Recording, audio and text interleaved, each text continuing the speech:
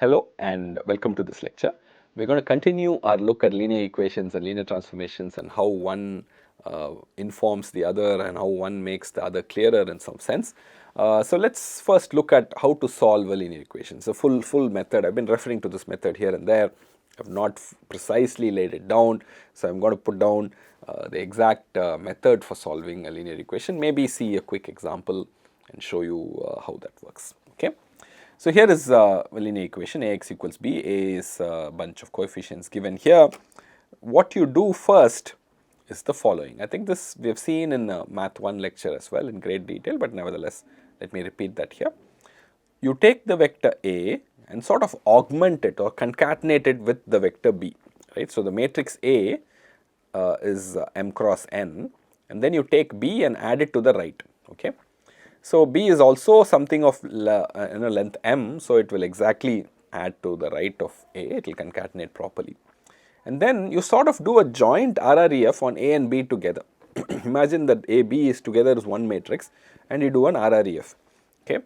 And when you end, you will end up with R non-zero sort of rows on the A side. There will be this R by R part. You would have found R pivots, let's say, okay. And you will have this structure, right. This structure I have spoken about several times. You will have a pivots being 1, it will be all diagonal here, as in there will be zeros here, this part will, top part will be 0, bottom part will be 0, and this part can be non-zero. Below here all of them will be 0, and then this part can be non-zero, this can be 0 or non-zero, okay.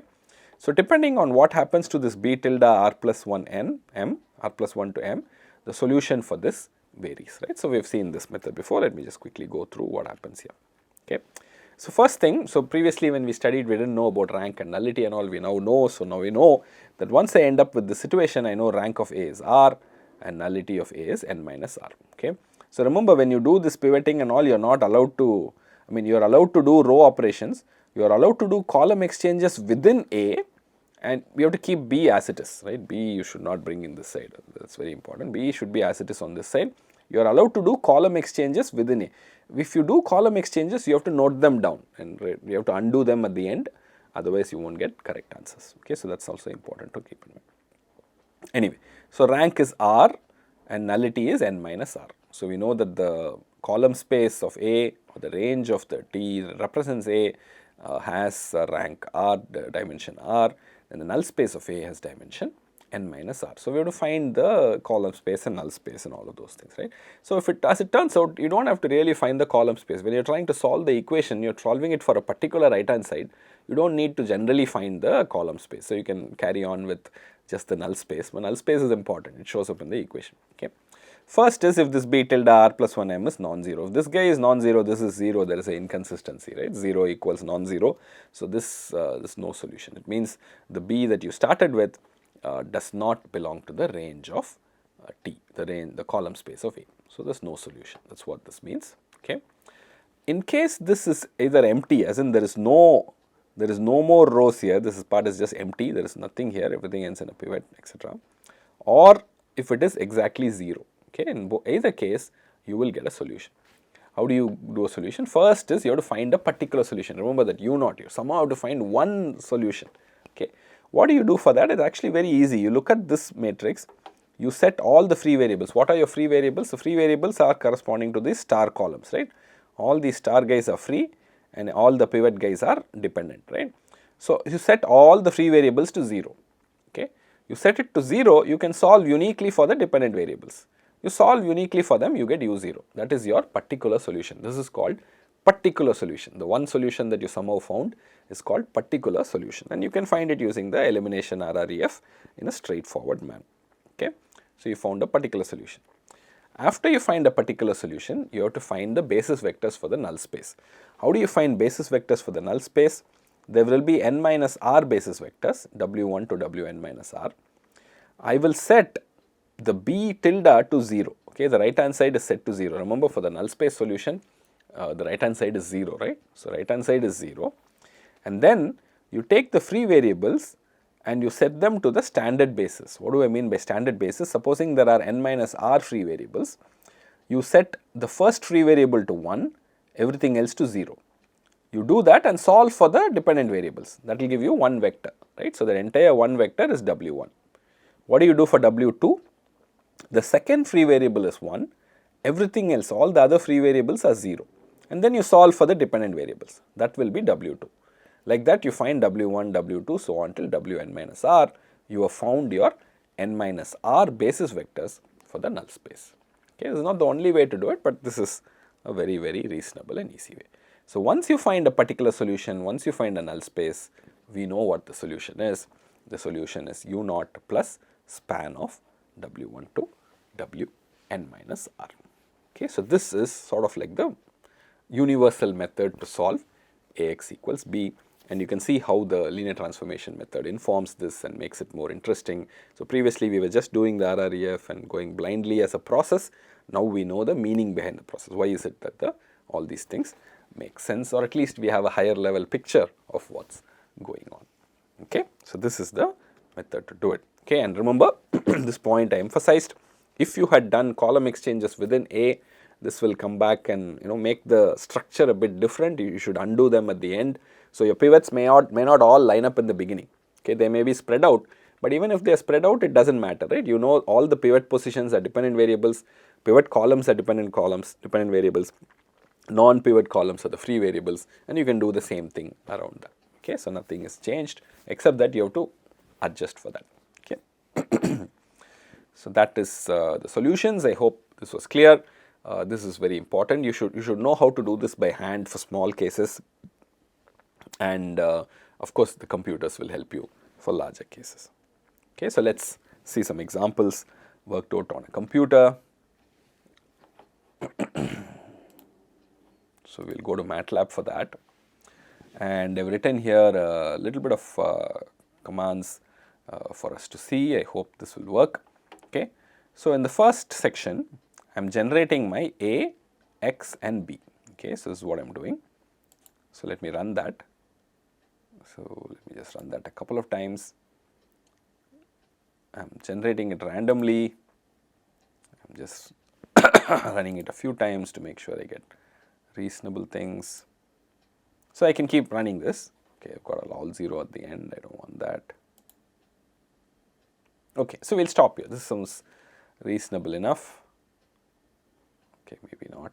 Let us run it once again.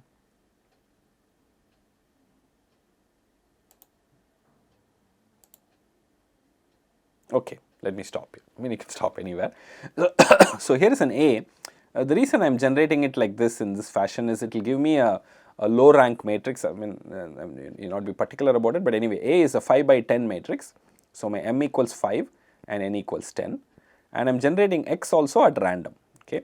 So, I have generated X at random. I have to find this X, right. I have to solve for this X, and then I am computing B equals A into X. So, B is 5 by 1 and these are the values. So, I am going to solve for Ax equals B. My hope is I will try and recover this X, okay, but maybe I won't, I do not know. I will find a set of all solutions, maybe this is one of them, but I do not know if I will find the exact solution, right. I can't be sure. Okay. So, because once I multiply by A, B may have many other points that bring it to B, and I have no way of distinguishing, but anyway. So, A is here, X is here, B is here. Okay. So, first thing I am doing, you can see I am following the solution that I did before. I am doing an RREF on A and then an RREF on AB. Okay. This is what has happened when I do an RREF on AB. Okay. So, you can see that the rank has ended up being 3. Okay, right. There are 3 pivots that have come and everything else has worked out okay. And then finally, this your B tilde R plus 1 to M, right, clearly they will be ending up in 0, right, because I know I picked my B to be A into X. So, B is clearly in the range. So, this will end up being 0. Okay. So, this is my RREF. Okay. Once you do RREF, you can also find the null space. It is giving you some null space basis and all that. But anyway, so I think once you have this RREF, you know what to do, right. So, you have this this guy, you want a particular solution. What is a particular solution? You are going to set all your free variables to 0. All these guys you set to 0. So, then your dependent variables are simply 818, isn't it? 818. So, 818, 0, 0, 0, 0, 0 for everything else, remaining 80, I'm being told is a solution for this. Okay, so you should check that. Let's check that. Let's check that, right? I don't know if you can check that. If you have A here, A multiplied by 818. Is that really working? Followed by all zeros. 8 into 12 is 96. Plus 5 is 101. Plus 16 is 117. So you see that 818 is giving you 117. Let me also check the last one. It's easy to check. 1220. 8 into 12 is 96. Plus 1 into 2 is 98. So you can check the other guys. So you see that 818 followed by a bunch of zeros is a solution. So this is how you can do it by computer very easily. And then if you want all solutions, what do? I have to look at this RREF and then make this B to be 0. So B will go off to 0, right? And then, no, I mean maybe I should look here. I think this is better. Okay. So you look at the RREF of A and then set this to 1, 0, 0, 0, solve it, and then 0, 1, 0, 0, 0, solve it. You get all the vectors and then you can write down. You can do that. You can also do the null space of A. Okay, I am also doing RREF of transpose of A to find the column space basis. Here is a column space basis 1, 2, 1, 0, 0, 0, 0, 0, 1, 0, 0, 0, 0, 0, 1. This is the column space basis. And then null of A, it's giving me a complicated basis. Maybe you can find a better basis for null. It will do null using various other methods, not R methods. For various numerical reasons, it will give you a complicated vector. But of course, R method also will give you a very simple looking null space basis in this sense. Okay. So you can also do solve. You can ask it to solve. It's telling you it's rank deficient. It's giving you 6.4, 4.2, 0, 3.2. Okay. So notice how none of these solutions, none of the particular 818 was not X. X is some, what, 2, 2, 1, 0, 2, 2, 0, 2, 1, 2. This is what X is, the actual X that I started with. But I got various different solutions, but I never got these. Okay. Is that a problem? It's not really a problem, right? Because the null space has so many dimensions. A null space is adding some vector. So this X is also a valid vector which gives you the same B, except that so many others are there. Okay. So, this is one way to pick up a numerical tool and play around with it. Make sure you see how the RREF works in different cases, and you get different types of answers. Okay. So I'm going to stop with the examples. I can give more examples. Like for instance, you can try an example where so you do so you can modify the B, right? So for instance, you might want to say, let me modify the B as like this. I'll just change the first value by 1. So in this way, what will happen is I will not get a valid B, right? So this is something I'm not getting a valid B. So let's try this one. See what happens. Its rank is 2, but notice here you got a 1 here, right? So this B tilde R plus 1M is 1. So you know this is not a solution. So if you do here, you will get some null space and basis and all that. So you see this doesn't belong, and MATLAB's linsolve is giving you some crazy answer. Okay, so it's some numerical answer which I think it actually gives the invalid answer sometimes. So you should be careful about what answers these numerical methods are giving you. And so clearly in this particular B, you're not supposed to get an answer because this is incorrect. So usually MATLAB, when it cannot find an answer, it will give you something called a least squares answer. So this ends up probably being a least squares answer. Okay, so I'm going to stop with the numerical example here. So hopefully I showed you an illustration of how this works.